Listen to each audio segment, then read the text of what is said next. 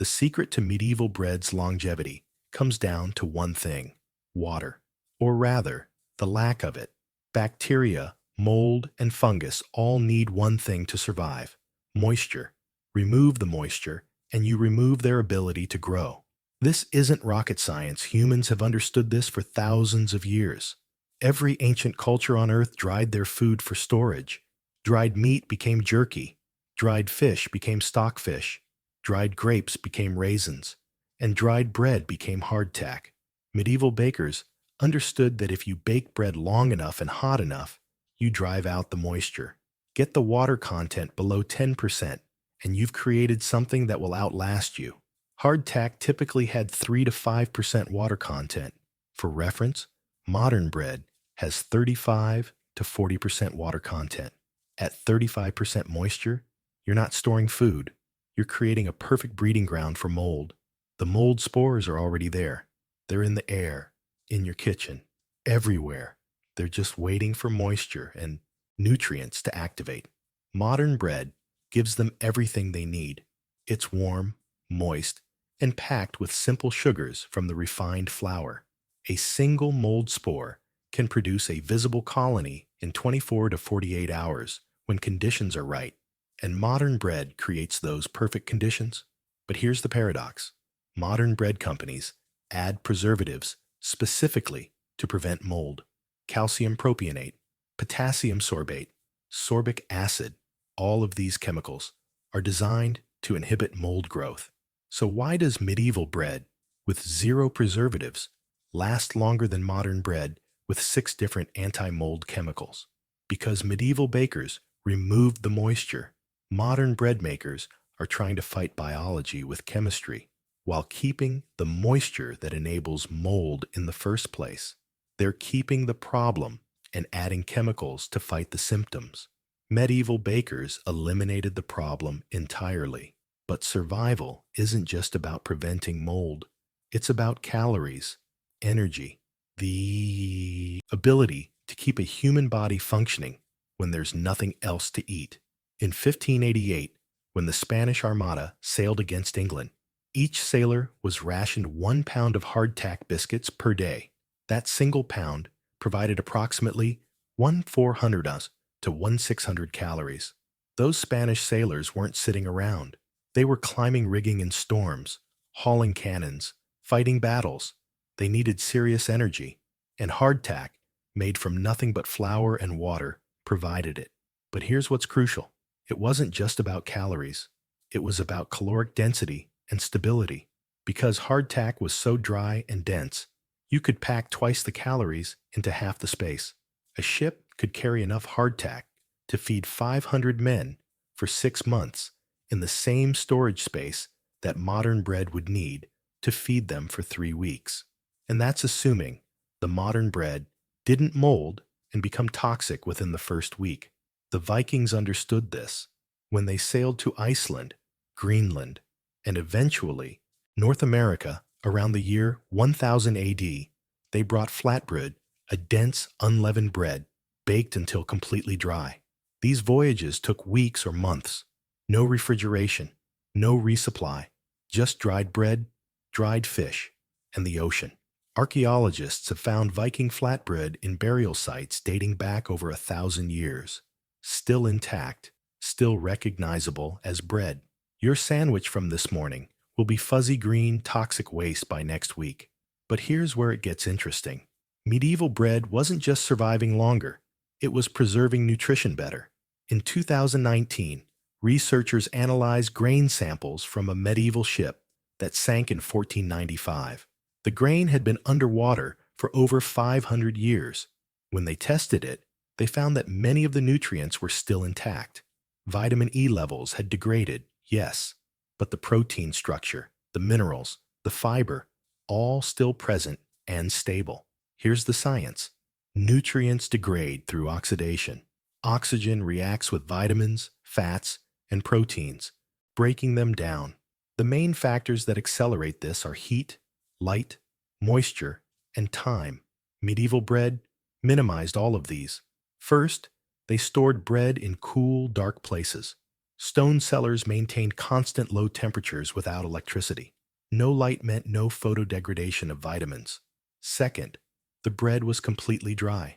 No moisture meant minimal oxidation reactions. Third, whole grain flour meant the nutrients were embedded in a protective matrix of fiber and protein.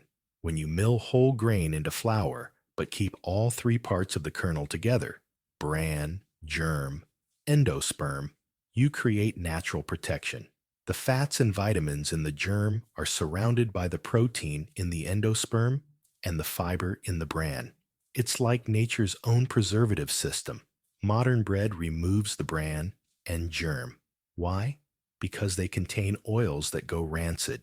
But in removing them, you remove the nutrients and the natural protection system. Then you add back synthetic vitamins and call it enriched. This is why medieval people could survive famines on stored bread. It wasn't just calories, it was nutrition that actually lasted. Medieval bakers didn't make one type of bread. They made different breads for different purposes. Some were for daily eating. Others were designed for survival. Let me show you the 4 types of bread that could literally keep you alive for weeks or months. Hardtack is the simplest and most durable bread ever created. Flour and water. That's it. Sometimes salt, but not always.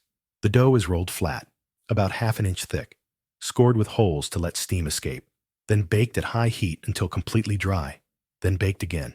The result is a biscuit so hard it's almost like ceramic. Soldiers called it teeth dullers and sheet iron crackers. You couldn't bite into it directly. You had to soak it in water, coffee, or stew to soften it, but it worked. British Navy ships in the 1800s carried hardtack that was manufactured years earlier, and it was still perfectly edible. In medieval Europe, wealthy households baked thick, dense loaves specifically to go stale. After 3 to 4 days, the bread was hard enough to use as a plate, called a trencher. You'd pile your meat, stew, or vegetables on top of the bread. The bread would absorb all the juices and fats throughout the meal. At the end, you'd eat the trencher, now softened and flavored, or give it to the poor or dogs.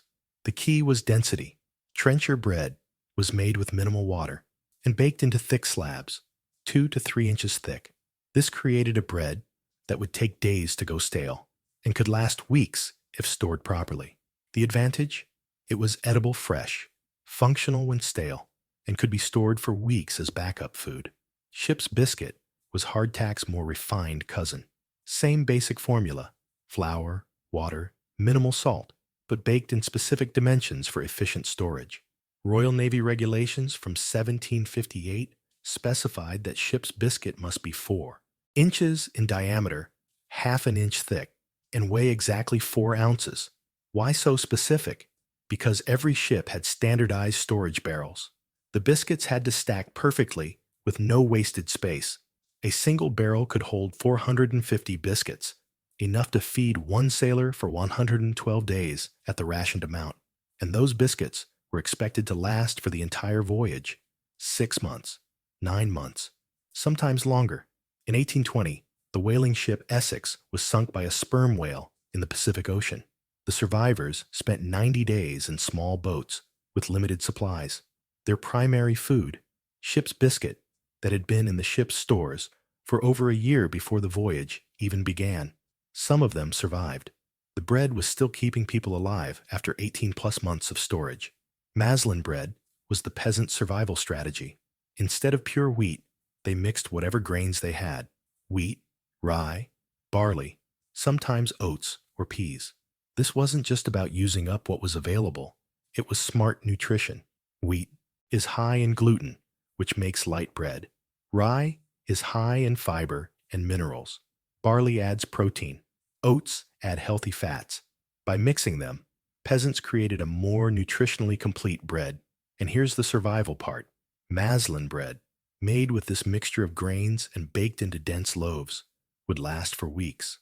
When famine hit, and it hit often in medieval Europe, families would survive on rock-hard Maslin bread, soaked in water or weak beer. It wasn't delicious, but it kept you alive. So why can't modern bread do any of this? Why, with all our technology and chemistry, Have we created bread that's weaker than what medieval peasants made in stone ovens? The answer is simple.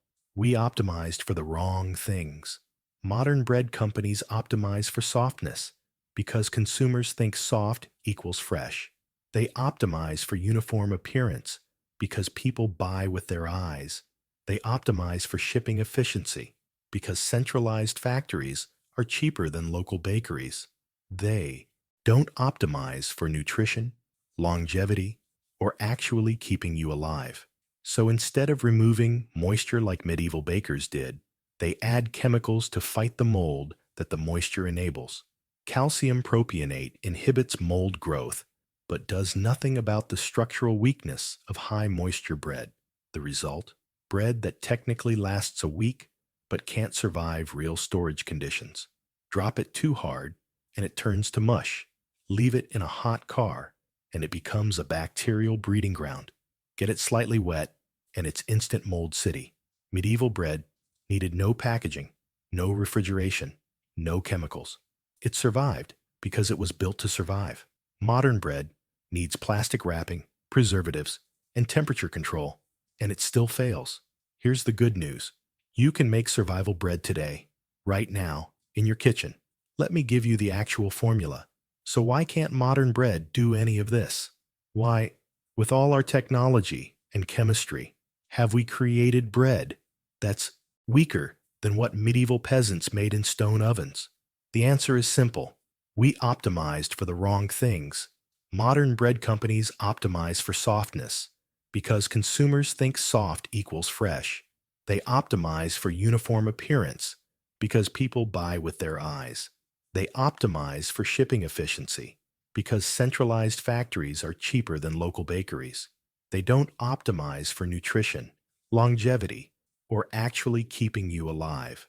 So instead of removing moisture like medieval bakers did, they add chemicals to fight the mold that the moisture enables. Calcium propionate inhibits mold growth, but does nothing about the structural weakness of high moisture bread. The result? Bread that technically lasts a week, but can't survive real storage conditions. Drop it too hard, and it turns to mush. Leave it in a hot car, and it becomes a bacterial breeding ground. Get it slightly wet, and it's instant mold city. Medieval bread needed no packaging, no refrigeration, no chemicals. It survived because it was built to survive. Modern bread needs plastic wrapping, preservatives, and temperature control, and it still fails. Here's the good news. You can make survival bread today, right now, in your kitchen. Let me give you the actual formula. The holes are critical. They let steam escape and prevent the biscuit from puffing up. You want flat, dense, completely dry. When they're done, they should be rock hard. If they have any flex or give, they're not dry enough. Bake them longer. Properly made hardtack will last for a year or more in normal storage. In a sealed container with moisture absorbers, it can last several years. To eat it, you have two options. Option 1. Soak it. Drop it in coffee, tea, soup, or stew. Let it absorb liquid for 10 to 15 minutes. It becomes chewy and edible. Option 2. Break it up. Use a hammer or a rolling pin to break it into smaller pieces. Add to soups or grind into flour for other recipes. This is real emergency food, not freeze-dried. Packets that cost $15 per serving, not MREs that expire in 5 years. Just flour, water, and heat, creating something that will be there when you need it. Medieval peasants understood something we've forgotten. The best survival food isn't the most delicious food. It's the food that will still be edible when everything else is gone. There's a loaf of bread in the British Museum. It was baked in Egypt around 2000 BC. That's 4,000 years ago. It's not rotted, not moldy, not decomposed. It's a loaf of bread that has outlived every person who ever saw it when it was fresh. It outlived the civilization that baked it. Your supermarket bread can't even outlive your grocery shopping trip. This isn't progress. This is regression disguised as convenience.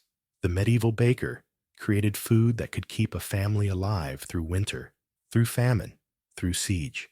They baked bread that could survive a year in a ship's hold and still provide life-saving calories to sailors. Modern bread Companies create a product that requires plastic packaging, chemical preservatives, and refrigeration just to survive a week. And it still fails half the time. The knowledge isn't lost. The formula isn't secret. Flour, water, heat, time. That's it. The only question is, are you going to keep buying the industrial garbage that can't even keep itself alive? Or are you going to bake bread the way humans did for 10,000 years? Bread that could literally save your life. Because when everything else runs out, when the supply chain breaks, when the stores are empty, you know what will still be sitting in your pantry? The bread you baked like a medieval peasant. Hard, dry, indestructible, and alive when everything else is dead. If you want to learn what else medieval people knew about food survival that we've completely forgotten, watch my next video. Why medieval people stored food for years without refrigeration, and why your freezer is making things worse. They didn't have electricity. They didn't have refrigeration. They didn't have plastic packaging, and their food lasted longer than yours. Hit subscribe to learn what else they knew that we forgot. Because medieval peasants weren't primitive. They were survivors, and they knew how to make food that could keep them alive when nothing else would.